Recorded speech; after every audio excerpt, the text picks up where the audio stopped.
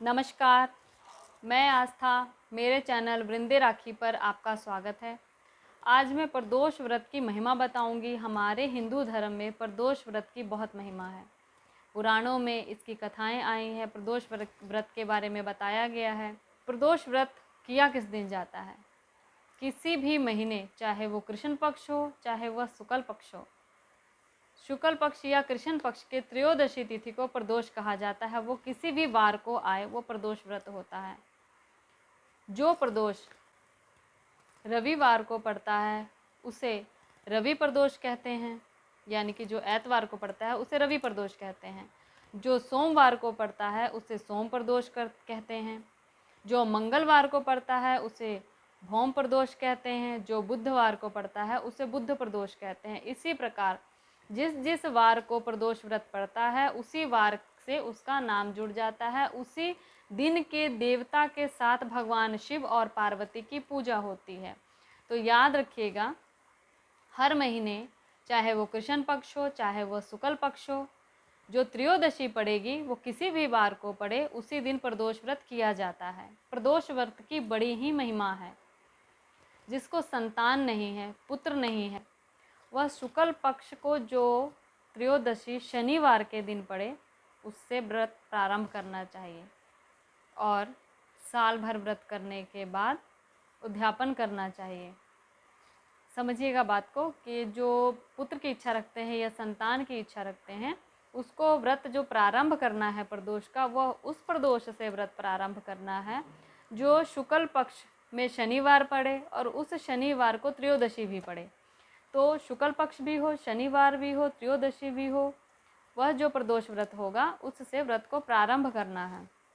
और आप किसी भी इच्छा के लिए व्रत करें तो साल भर व्रत करना होता है। जैसे शनि प्रदोष से व्रत किया तो अगली बार जब भी प्रदोष आएगा, त्रयोदशी आएगी, चाहे शुक्ल पक्ष को आए चाहे कृष्ण पक्ष को आए, आपको व्रत साल भर त्रयोदशी का करना ही होगा। जिस महीने आपने प्रदोष व्रत शुरू किया है उसी महीने आके आपका 1 वर्ष अगली बार पूरा होगा।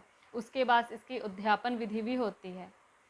प्रदोष व्रत का प्रारंभ करना हमेशा अपने किसी पुरोहित, पंडित जी से पूछ के करना चाहिए।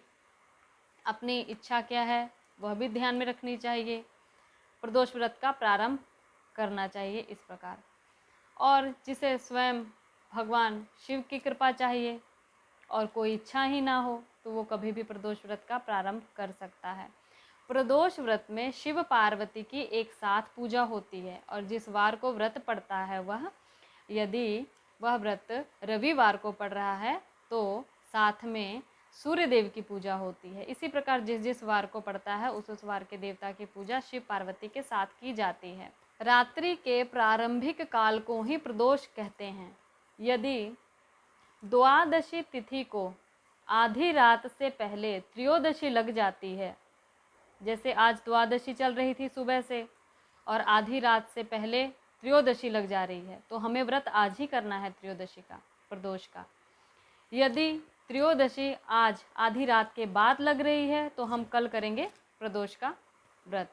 तो इस बात का ध्यान हमें रखना है। यदि हमें ये जो प्रदोष व्रत है जो त्रयोदशी को आ रहा है, इसको हम अगर करते हैं तो एकादशी को ही हम जानकारी कर लें कि प्रदोष व्रत हमें किस दिन करना है, त्रयोदशी किस दिन लग रही है।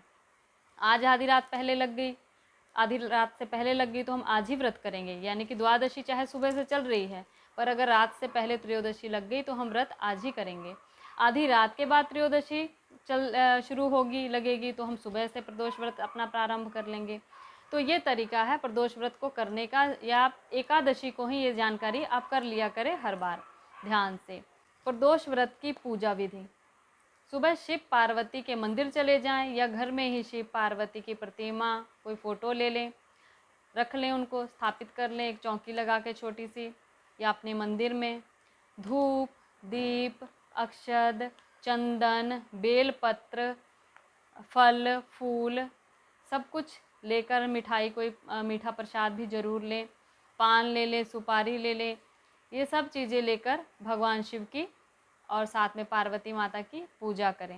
मंत्र जपें, उनका ध्यान करें। और यह आप चाहे मंदिर में पूजा करें या घर में करें, मंदिर में कर ले जाके कहीं तो ज़्यादा अच्छा है। घर में भी अपने धूप दीप जला लें, मंदिर जाके पूजा कराएं तो बहुत अच्छा है। और इसमें जो ध्यान रखने वाली बातें हैं कि एक से ज़्यादा बार जलपान करने से व्रत खंडित माना जाता है, अर्थात दोष लगता है। और जब सूर्य अस्त होता है उसके 6 घड़ी बाद ही तक प्रदोष व्रत माना जाता है। जैसे अभी सूर्य अस्त हुआ है तो अभी से 6 घड़ी बाद यानी कि 9 या 10 बजे के तक ही व्रत माना जाता है। उसके बाद आपको भोजन करना होता है। भोजन में आपको मीठा ही लेना होता है, मसालेदार या तेल या नमक नहीं खाना होता है। इसमें आप गेहूं का बना हुआ आटा, गुड़, दूध से बनी हुई मिठाई, दूध, घी ये ले सकते हैं। नमक बिल्कुल नहीं लेना है, ना कोई तेल से बनी चीज़ लेनी है और ना ही कोई मसालेदार मसाला खाना है। सिर्फ गेहूं से बनी हुई चीज़ ले सकते हैं, खाने में बना सकते हैं आप।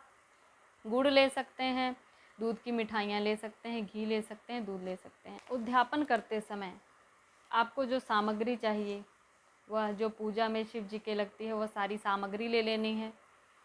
और एक दिन पहले त्रयोदशी का जो व्रत आप करेंगे उसके एक दिन पहले जब आपको उद्यापन करना है तो एक दिन पहले आप गणेश जी का पूजन करेंगे और रात्रि आप भजन कीर्तन करते हुए, जागरण करते हुए व्यतीत करेंगे।